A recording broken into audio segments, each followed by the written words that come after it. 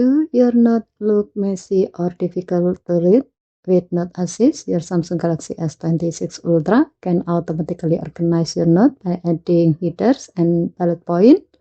Let me show you how. First, open the Samsung Note app.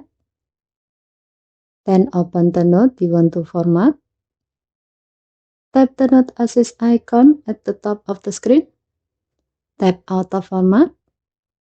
Then choose headers and bullet.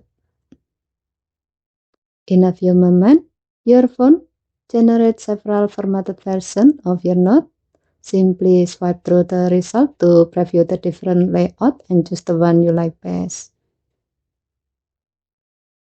For each version, you will see 3 options. Tap Copy to copy the formatted note to your clipboard. Tap Replace to replace your current note with the selected format.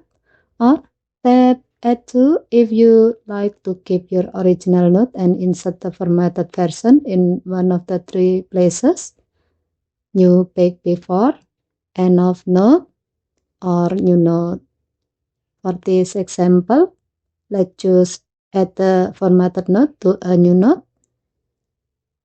As you can see, the formatted version is saved as a separate note while the original note remains unchanged.